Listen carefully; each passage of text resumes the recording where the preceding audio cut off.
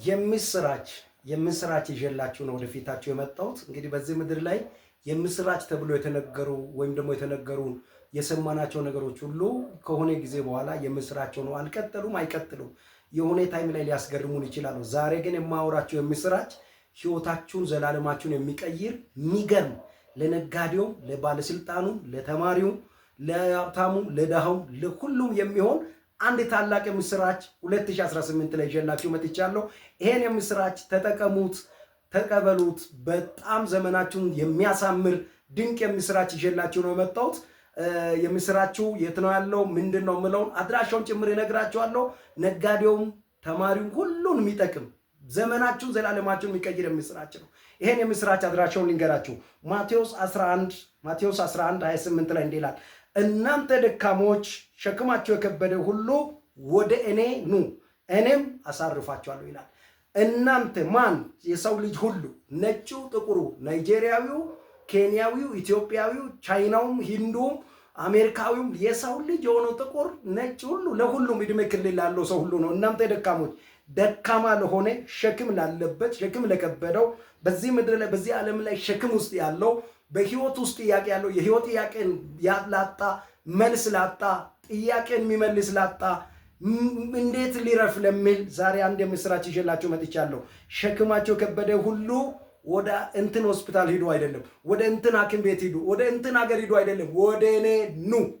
ሰው ሁሉ የዚህ ምድር ሰዎች ዜናው ሁሉ ወደ ሆነ አቅጣጫ ነው አይደል? እንትና ጋር ብትሄድ ይላል። ኢየሱስ ግን እንዲህ አለ፣ ወደ እኔ ኑ አለ። ወደ እኔ ኑ። ለምንድን ነው ወደ እኔ ኑ ያለው? አንደኛ ነው መጀመሪያ እኔ አሳርፋችኋለሁ።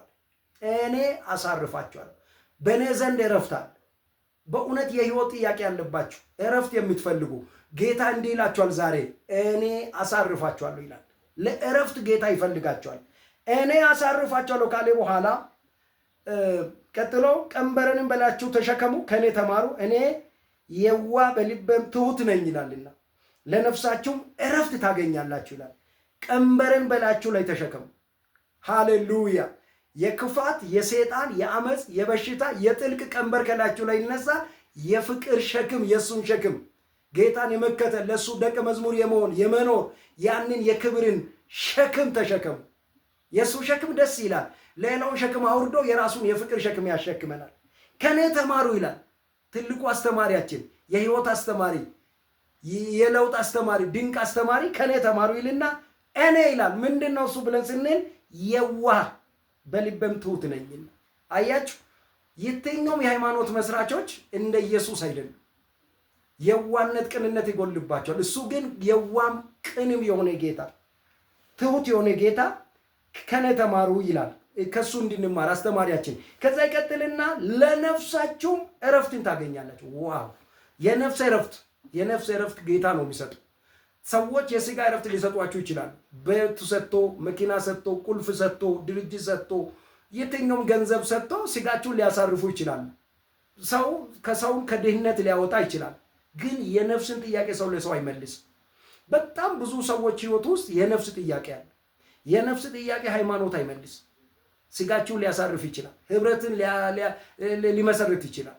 የነፍስ ጥያቄ የሚመልስ ኢየሱስ ብቻ ነው። ዛሬ የነፍስ ጥያቄ ያለበት ሰው አለ የሚሰማኝ? የነፍስ ጥያቄ ያለብኝ የሚል በነፍስ ጥያቄ ውስጥ ሆኖ የሚጮህ ነፍሳችሁ እየጮኸች ስላለች ሪል የሆነ እውነተኛው የነፍስ ጥያቄ የሚመልስ የኔ ጌታ ነው። ስለዚህ እንዲህ ይላል፣ ለነፍሳችሁ ምንን ታገኛላችሁ? እረፍት ታገኛላችሁ ይላል። ለነፍሳችሁ የነፍስ እረፍት ይገኛል። የነፍስ እረፍት ይሰጣለሁ። ማን ነው ዛሬ ነፍሱ ተጨንቃ የተንከራተተች መከራ ውስጥ ያለበት ሰው? ጌታ እንዲህ ይላል፣ ወደ እኔ ና ይላል። ወደ እኔ ና፣ ወደ ኢየሱስ ኑ። እሱ የነፍስ እረፍት ይሰጣቸዋል። እንደዚህ የሚል ቃል አለ ዮሐንስ ወንጌል ምዕራፍ 14 ላይ ቁጥር 6 እንዲህ የሚል ቃል አለ። በጣም የምወደው ዛሬ ለሰው ልጅ ሁሉ የምናገረው ሰው ሁሉ የሚሰማው ታላቅ አዋጅ አለ። ኢየሱስም ይላል ምን አለ ስንል እኔ መንገድና እውነት ሕይወትም ነኝ፣ በእኔ በቀር ወደ አብ የሚመጣ የለም ይላል። እኔ ምንድን ነኝ? እውነትም መንገድም እውነትም ሕይወትም ነኝ። ወደ እግዚአብሔር መንግስት ብቸኛው መንገድ መግቢያ መንገድ ኢየሱስ ነው። ብቸኛው ሕይወት ኢየሱስ ነው። ብቸኛው እውነት ኢየሱስ ነው። ስለዚህ እኔ ምንድን ነኝ? መንገድም እውነትም ሕይወትም ነኝ። ስለዚህ ወደ እኔ ኑ እያለ ነው። ይሄን ጌታ ደቀ መዛሙርቱም ሲሰብኩ እንደዚህ ብለዋል። ሐዋርያ ሥራ ምዕራፍ 4 ቁጥር 12 ላይ እንዲህ የሚል ቃል መዳን በሌላ በማንም የለም እንድንበት ዘንድ የሚገባ ለሰዎች የተሰጠ ስም ከሰማይ በታች ሌላ የለምና። ሌላ አትፈልጉ። ለሰው ድነት፣ ሰውን ዘላለም ሊቀይር፣ ሰውን ከእግዚአብሔር ጋር ሊያስታርቅ የእግዚአብሔር መንግስት መግቢያ ብቸኛው ህይወት፣ ብቸኛው የመንግስት ሰማያት ምንወርስበት ቁልፉ፣ በሩ፣ እውነቱ፣ ህይወቱ ኢየሱስ ነው።